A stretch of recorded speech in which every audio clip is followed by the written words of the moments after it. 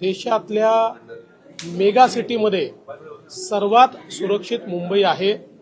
हे खरं आहे की कधी कधी काही घटना घडतात, त्याला गंभीरतेने देखील घेतलं पाहिजे, पण इमर्जन्सी या सिनेमाच्या स्पेशल शो करता या ठिकाणी आलो होतो। इमर्जन्सीच्या काळामध्ये या देशामध्ये जो काळा इतिहास घडला तो अतिशय प्रभावीपणे या सिनेमात मांडण्यात आलेला आहे।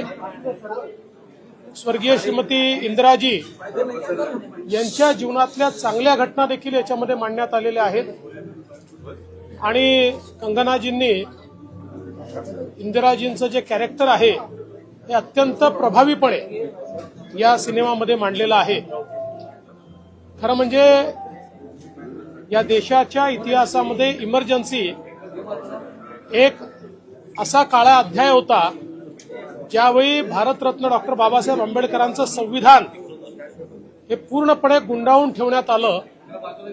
सामान्य माणसाचे मौलिक अधिकार हे संपवण्यात आले आणि त्यावेळी ज्या प्रकारचे एक्सेसेस झाले त्याचं एक चित्रण देखील याच्यामध्ये पाहायला मिळतं। आणि त्याचवेळी 1971 साली ज्या दृढतेनं भारताने बांगलादेश निर्माण केला ती दृढता देखील याच्यामध्ये पाहायला मिळते। मला असं वाटतं की एक ऐतिहासिक घटनाचा मागोवा यामध्ये आपल्याला निश्चितपणे पाहायला मिळतो आणि ज्याला आपण एका नेत्याचा प्रवास हा देखील त्याच्यामध्ये आपल्याला पाहायला मिळतो। मला असं वाटतं की कंगनाजींचं मी त्यांनी जे अतिशय प्रभावीपणे इंदिराजींचं कॅरेक्टर उभं केलं आहे त्याबद्दल त्यांचं अभिनंदन करतो। सर, हिंदी में जानना चाहेंगे आज इमरजेंसी इस फिल्म का स्पेशल शो मैंने देखा। इमरजेंसी हमारे देश के इतिहास में एक ऐसा अध्याय है जिसमें पूरे तरीके से लोगों के मौलिक अधिकारों का हनन हुआ था।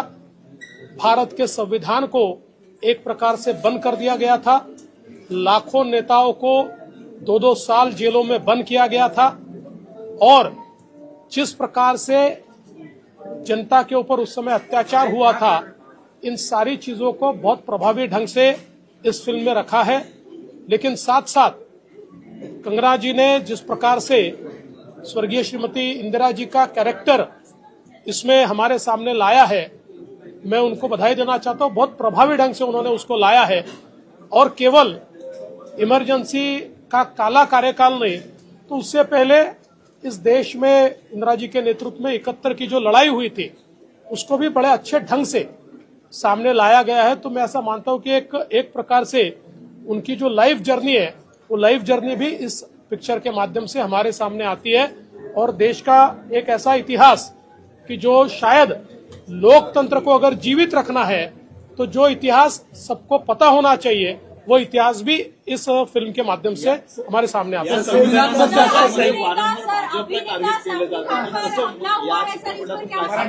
असं आहे की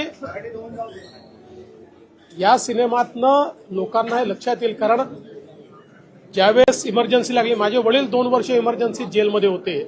मी फार लहान होतो, 5-6 वर्षाचा होतो, पण आमच्या नंतरच्या पिढीला इमर्जन्सी काय माहिती नाही। त्यामुळे आज काँग्रेस जे संविधान घेऊन नाचताय आणि नाचलंच पाहिजे, कारण आमचं संविधान नाचण्यासारखंच आहे। इतकं मोठं संविधान, महान संविधान आमचं आहे, पण त्याच काँग्रेसने त्याच संविधानाची हत्या करून या देशाला एक बंदीशाळा केलं होतं। हे देखील हा इतिहास देखील आता सर्वांपर्यंत पोहोचला।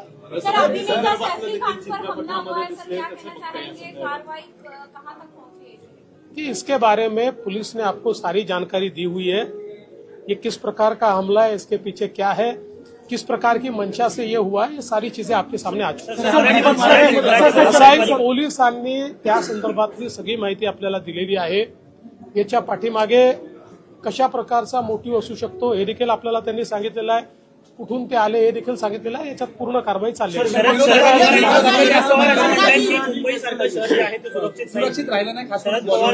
मला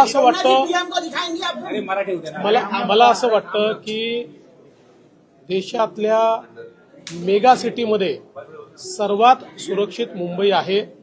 हे खरं आहे की कधी कधी काही घटना घडतात, त्याला गंभीरतेने देखील घेतलं पाहिजे.